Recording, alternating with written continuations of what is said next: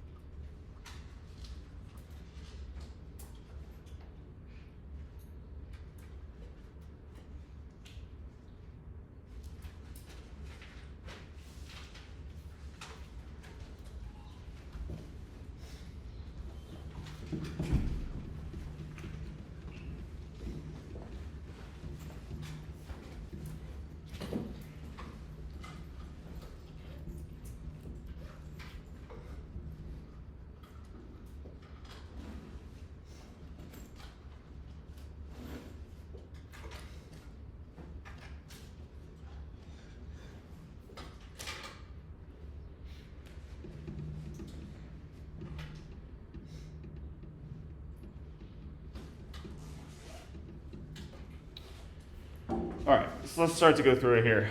So first of all, in the middle here, I have my alcohol.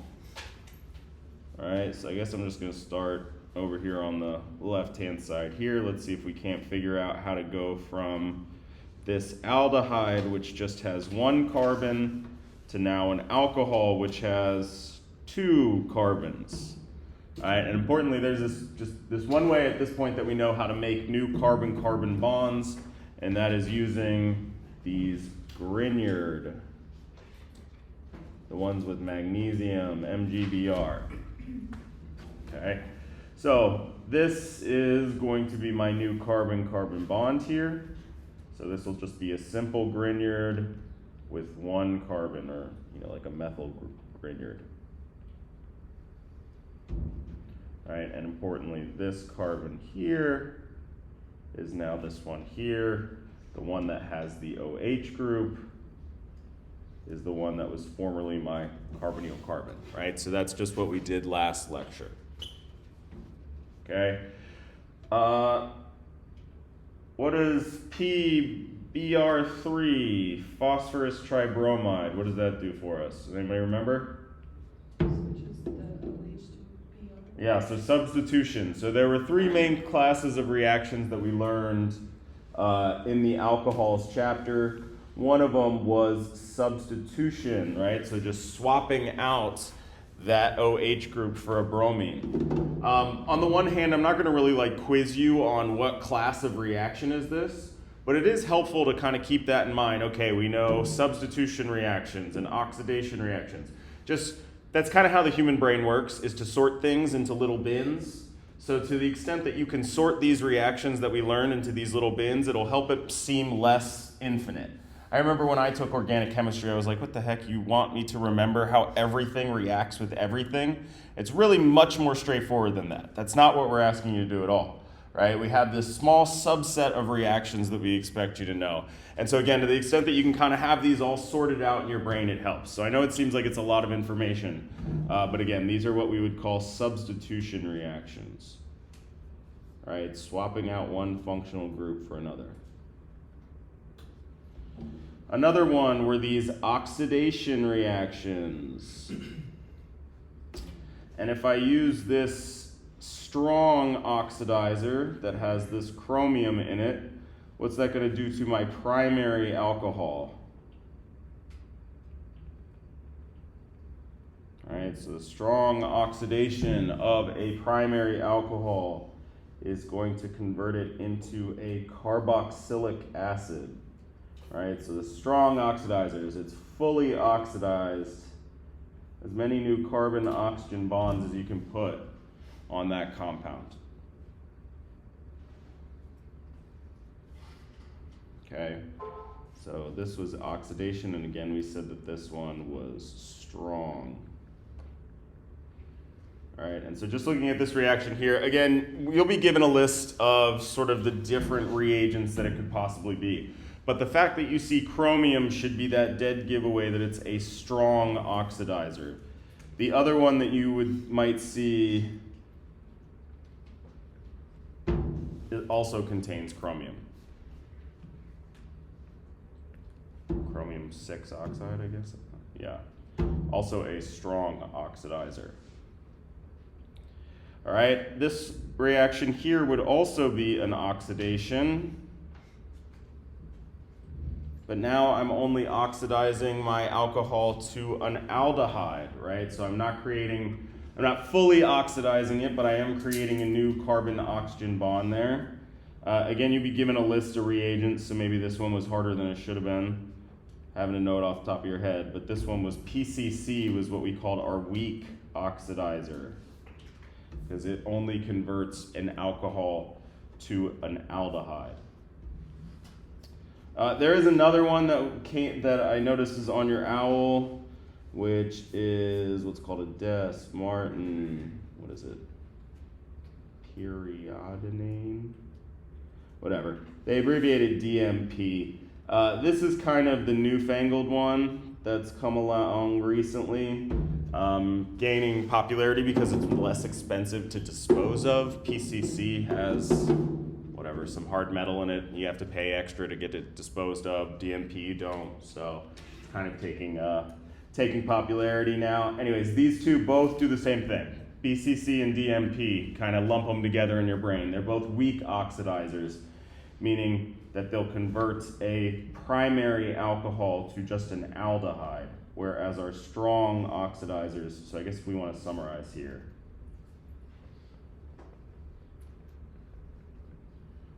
We had our weak oxidizers, that was PCC or DMP, and they convert primary alcohols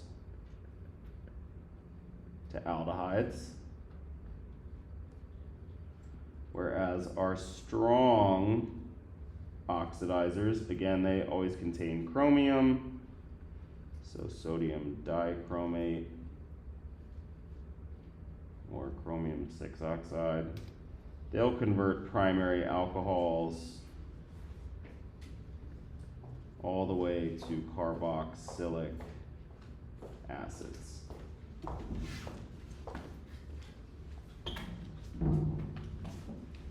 All right, this is what we learned in our alcohols chapter for oxidation of alcohols. Secondary alcohols do the same thing with both, convert it to a ketone. Secondary alcohols, remember, they can't be further oxidized after this ketone step. Okay. And in practice, I mean, so again, if this was pencil and paper chemistry, either one of these would be sort of sufficient, whether you gave me the PCC or the sodium dichromate for the oxidation of a secondary alcohol. In practice, the dichromate's a little bit less expensive, so that tends to be what people prefer.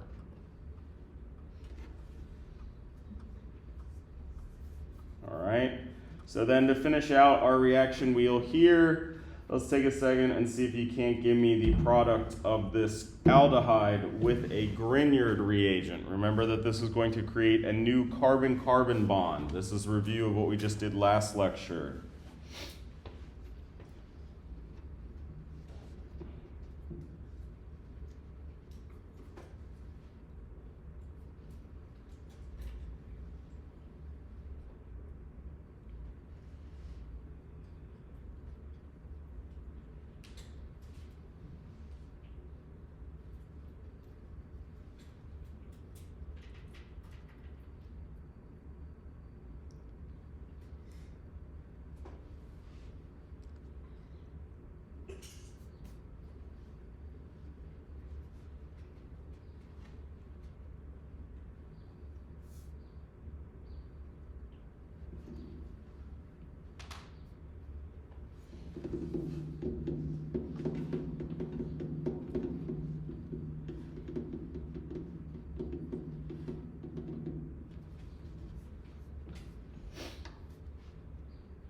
So we're going to start with my 2-carbon compound here, and what was formerly my carbonyl carbon had that carbon-oxygen double bond is now going to have an OH group. All right, so this carbon here is this carbon here. All right, and now I have to attach my Grignard. It's going to attach the carbon that's at the base of that magnesium. So that's going to be my new carbon-carbon bond. So my product can have this pentagon sticking off of it, right? Where here is the carbon that used to be at the base of that magnesium. Okay, and remember, counting carbons is going to be really important. You started out with this 2-carbon aldehyde and this 5-carbon Grignard. You should have 7 carbons in your product. Just a really easy way to kind of click through and double check.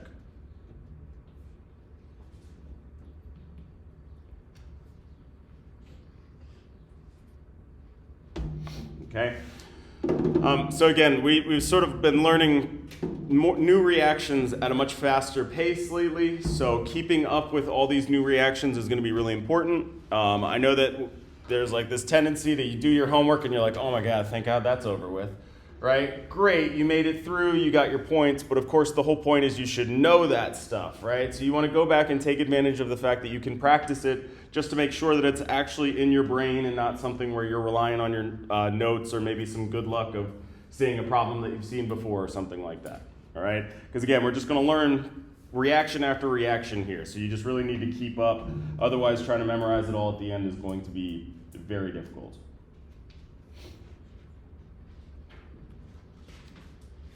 All right, so remember we said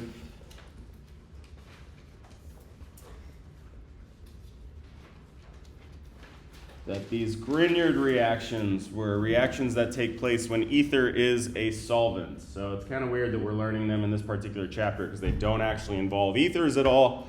But truthfully, ether's primary role in a lab is a solvent. So we had these Grignard reactions that we learned last time. And today we're going to talk about something very similar, which are called Gilman reactions. All right, Grignard can spot those reagents because they have that MGBR. Gilman reagents have CuLi, copper lithium. So they are also these kind of weird reagents that involve these metals. Right? We're not used to seeing metals like magnesium or copper or lithium in our organic molecules here. Most organic molecules are just all, what are they? Non-metals, right? And both of these reactions we're going to see create new carbon-carbon bonds.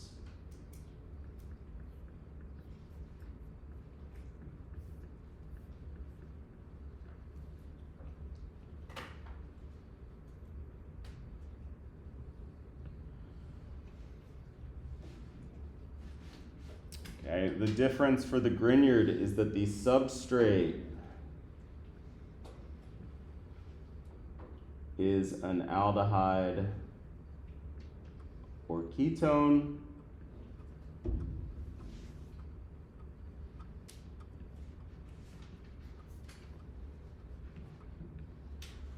whereas the substrate for a Gilman reagent is what we call a halide, something that has a halogen in them.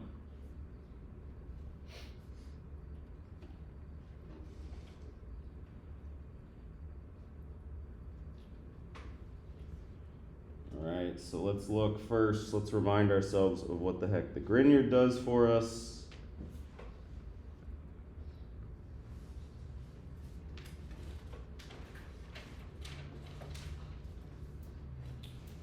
Okay.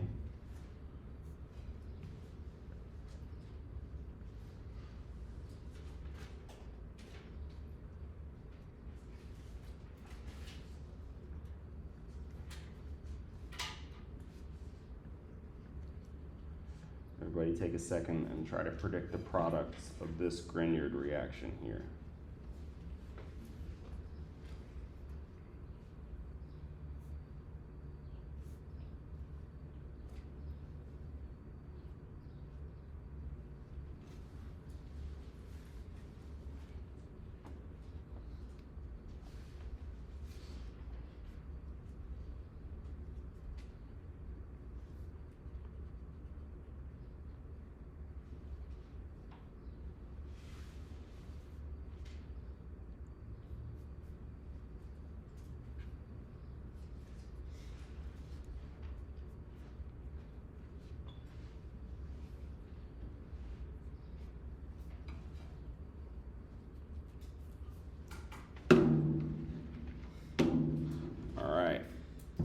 Oops, he lied.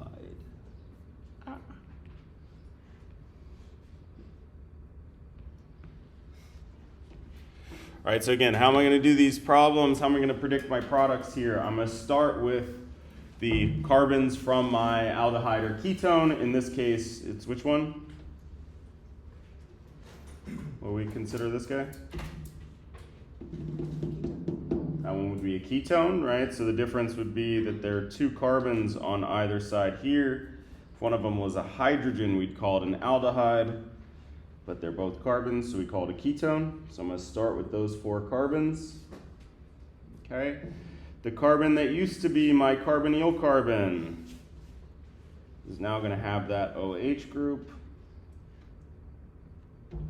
And it's also going to have a new bond with the carbon at the base of that magnesium. All right, so again, these reactions are creating new carbon-carbon bonds.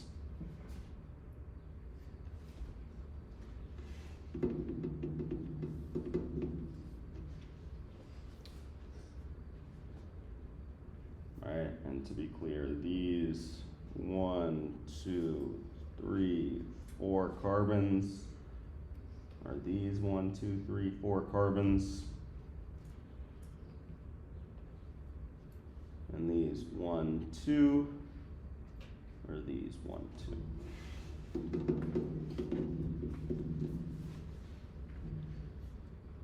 All right, so we're kind of like smashing 2 organic molecules together now. So that is the Grignard. Let's take a look now at the Gilman here. Okay, and I wanted to do them on top of each other so that we could see that they're fairly similar. So again, a Gilman is now going to be using an alkyl halide as the substrate.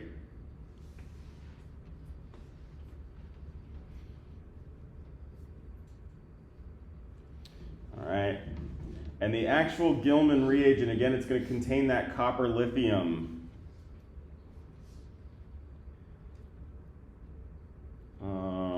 I guess I'll do the 2 carbons again. Let's do that. And how these are written are kind of weird.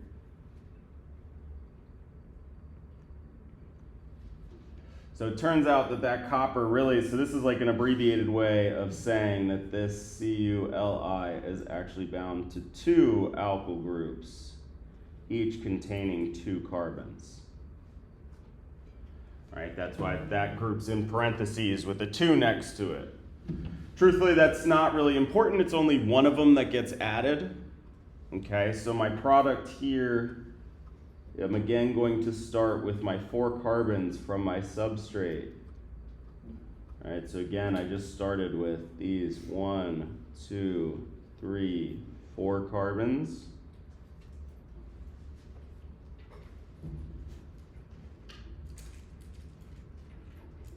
All right, I'll give you a second to catch up writing because I want everybody to sort of see what I'm doing here. Because again, it's not that any different than what we were doing before with our Grignard. I'm going to identify what was at the base of this now, what now is my halogen, right? Previously I was identifying that carbonyl carbon, that's where my new bond was. Now it's whatever's at the base of that halogen. And that's going to get a new bond with what's attached to my metal, just like before, which is that carbon.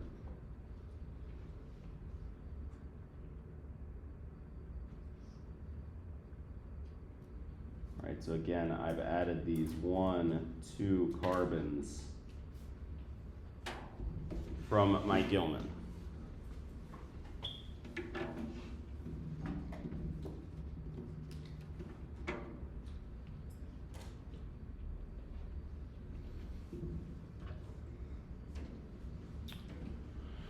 All right, so with both of these, I've created this new carbon-carbon bond.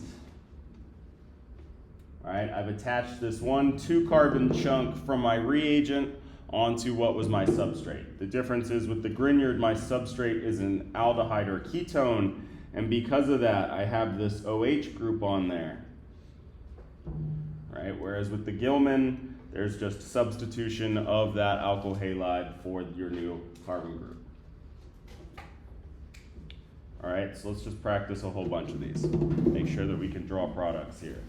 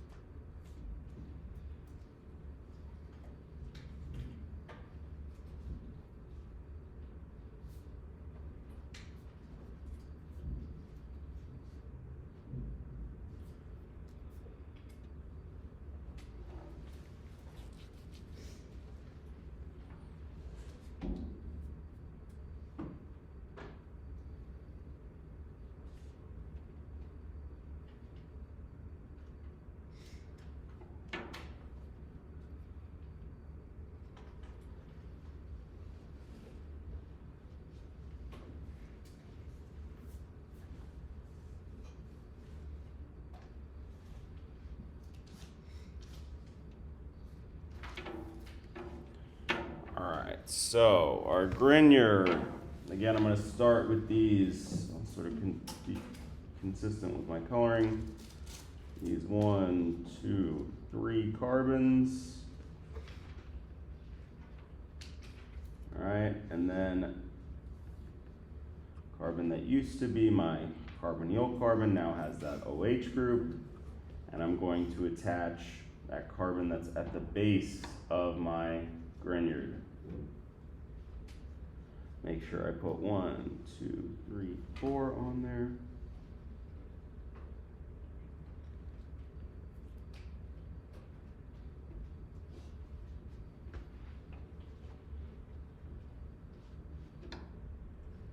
All right, and again, I can double check by counting 1, 2, 3. That's 1, 2, 3.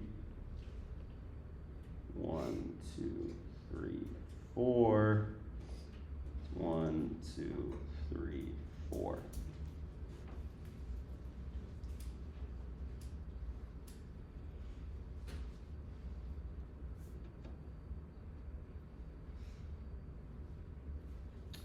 All right, and for the Gilman, I'm again going to do the same thing. I'm going to start with my 1, 2, 3. I did these as very similar assignments that hopefully we can see the parallels between what's going on here. Again, I'm going to look at the base of, in this case, my halogen, because that's where my new bond's going to be. And it's going to be with the carbon at the base of my metal.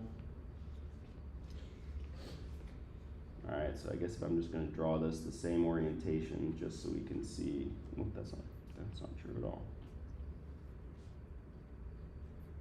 Just so we can see the similarity here. What's up? Does the position of the red reagent matter? So maybe where you're going with this is if I had drawn this instead like this, that would have been equivalent.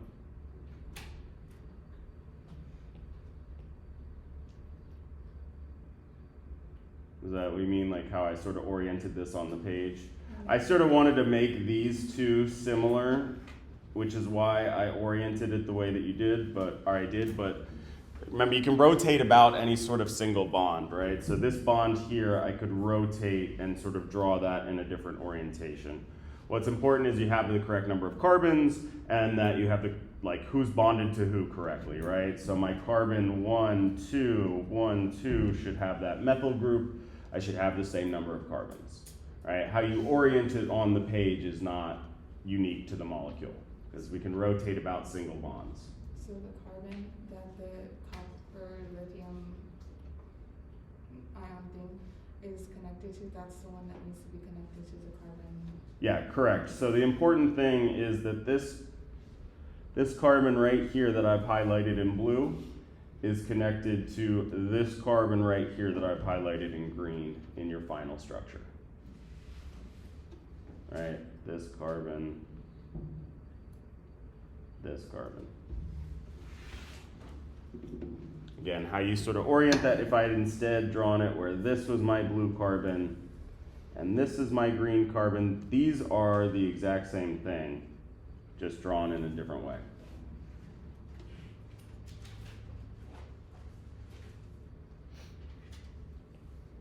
All right, let's keep going. Again, sort of try to point out similarities here. Let's do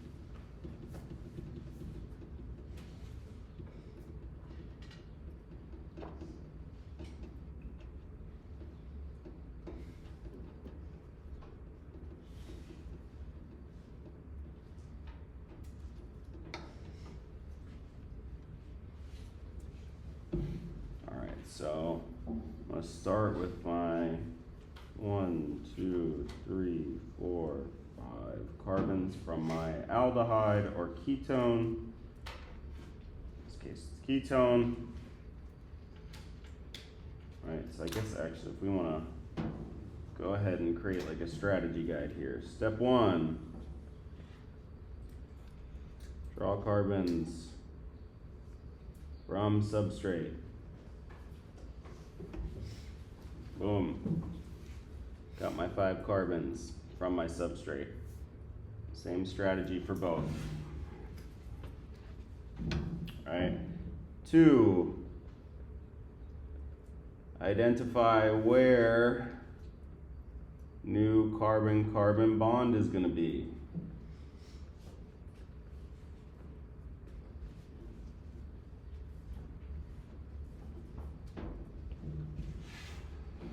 All right, in both of these, it's where that functional group is. So for this compound, it's this carbonyl.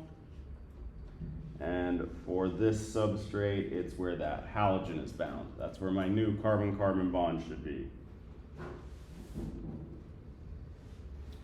All right, and then we'll do like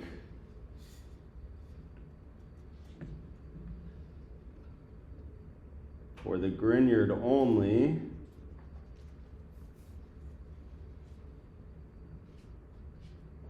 attach the OH group. All right, what was formerly that carbonyl carbon needs that OH group on there.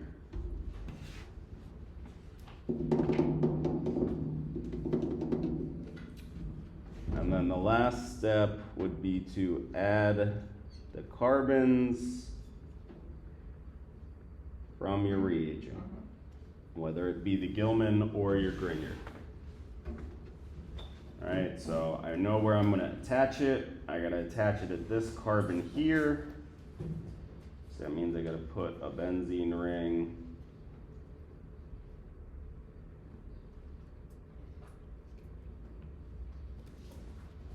same thing, I'm going to attach it at the base there,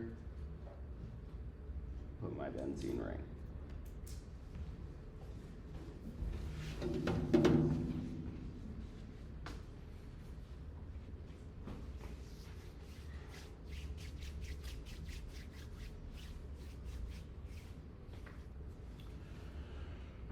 Cool?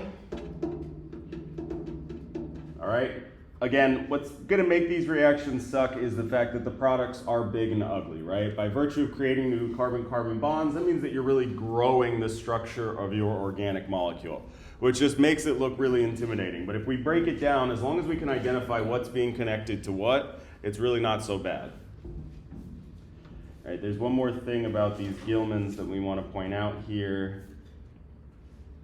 And that is, we can use our same substrate here.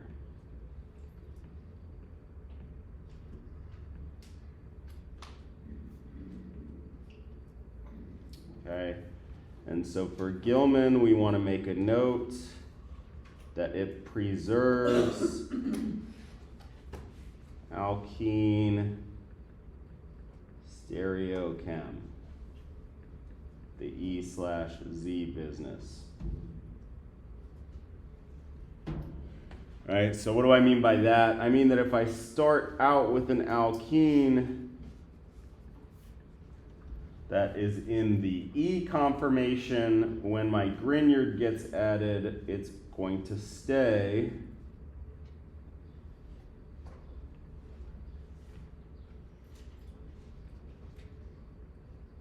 whoa, that's not correct. It's going to stay that way, right? It's going to stay on the same side of the double bond. Remember we talked about EZ stereochemistry. This one would be E because these groups are pointed on opposite sides. These are on Z because they're on Z same side. Oh my God. Okay. So the point being is when your Gilman reacts, you know, you do the same sort of step where you identify where that carbon is going to be attached. So here's my new carbon-carbon bond. but I've preserved that stereochemistry. My substrate was E, my product is also E. In this next example, my substrate was Z, so that means my product is also going to be on Z same side.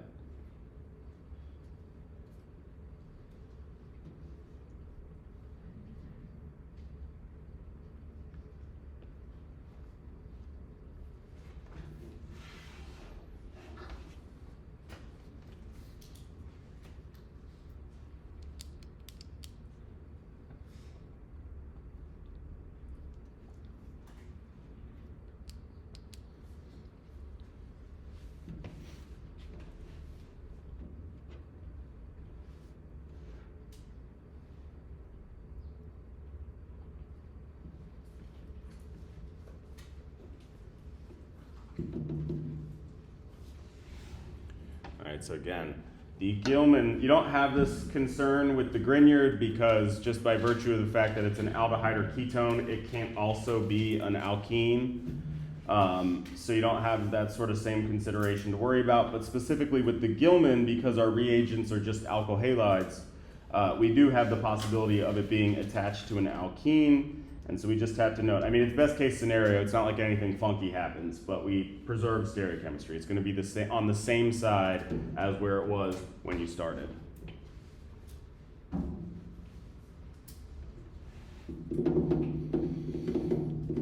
All right, we got like 10 minutes left. So I'm going to introduce to what we're going to kind of continue with next time, but now we're actually going to talk about ethers here. So how we synthesize ethers.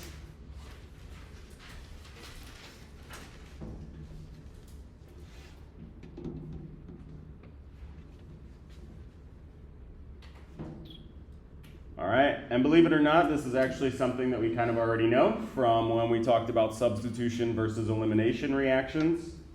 But if we want to make, for example,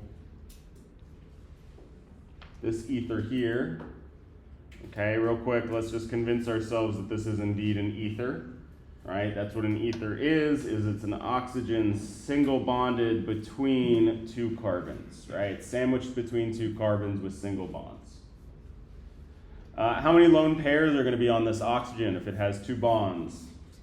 Two, right? So we sort of get lazy and we don't draw them, but there are two lone pairs on those oxygens as well. Right, so this is an ether. So we actually know how to make this using our SN2 substitution reactions. If we take an alkyl halide and we treat it with what was a strong nucleophile, strong base, an Alk Oxide ion. Okay. So remember what I told you to do whenever you see sodium? Erase it and put what? A negative sign, right? So this thing right here, and this is going to be important because Owl is going to say, like, draw the Alk Oxide ion or whatever. So we got to actually know this type of ion right here, which has this alkyl group, is called an Alk Oxide ion. Right, an oxygen with a negative charge attached to any number of carbons. That's an Alk Oxide ion.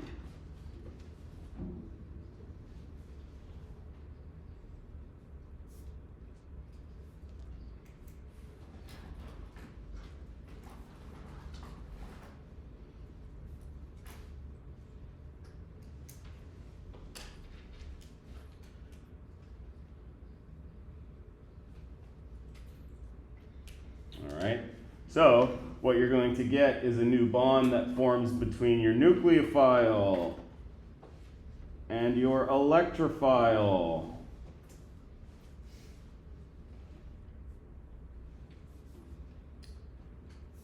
All right, and this was just, again, that Alk Oxide ion is just a strong nucleophile, strong base. So if you react it with a primary substrate here, a primary alkyl halide, you will get an ether on the other end. Right? So there's actually a few examples on the exam that you can look back on and see that, yes, the proper answer there would have been an ether that you had created. So we didn't really name it by its functional group name, but that's what we were doing.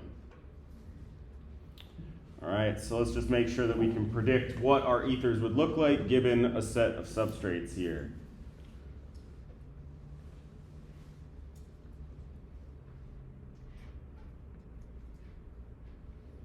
I'm not going to bother writing the sodium.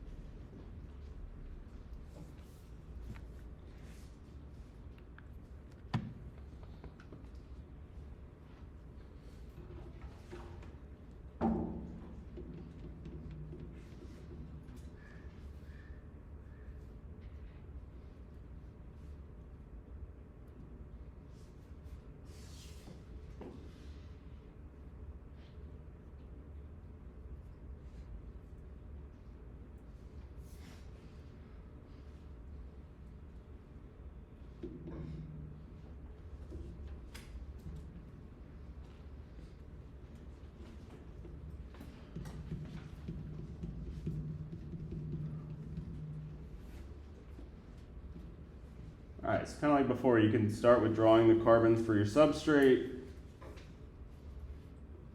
gotta identify where that new bond is going to be. It's going to be between this carbon here, what we called our electrophile, and this oxygen on the nucleophile.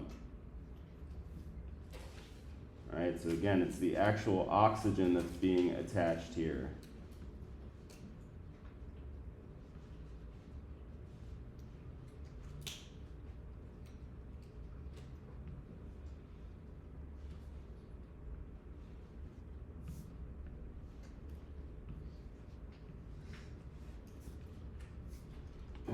Right, and like always, I can count carbons to double check. Should have 1, 2, 3 from my substrate, and then 1, 2, 3, 4, 5, 1, 2, 3, 4, 5 that are on my nucleophile.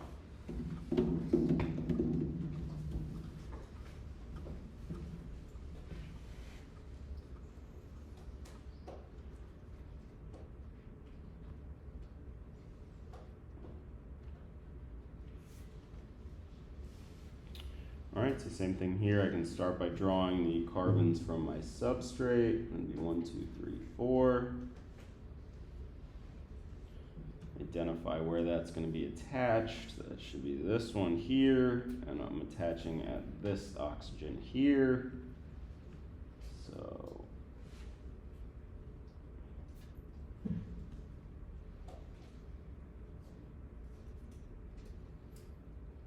that was pretty bad, but you get the gist.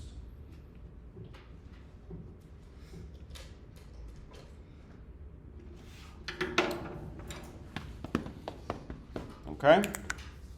So this is actually, so we kind of covered this when we did the SN2. We didn't really call ethers by their name, but that's what we were creating. We took an Alk Oxide Ion. Again, that's what these negatively charged oxygens bound to some carbons are called, Alk Oxide Ions. And a primary alkyl halide, we get an ether at the end. All right? So again, I'm just kind of trying to make sure that whatever, the course we've been kind of ramping up, right? So basically what I'm trying to get at is we're not going easy here at the end, and I know it'd be really excellent to kind of check out or whatever, but we got like a month left, right? So finish strong, be on your best behavior, like keeping up with your work so we don't get buried under all this stuff, and then we'll be done, all right? Cool. What's up? Do you have the slide with the EMZ? Yeah. Yeah, have a good one. Right, so you just want to convince yourself that you can see that over here on the right, these two are different orientations, right, where the bromine's pointed. And so importantly, that new functional group that you attach, this benzene ring over here, it's going to be attached, if they're pointed on opposite sides, then they're going to be pointed on opposite sides on the product as well. And if they're pointed on the same side, they're going to be pointed on the same side in the product as well. Yep. Later.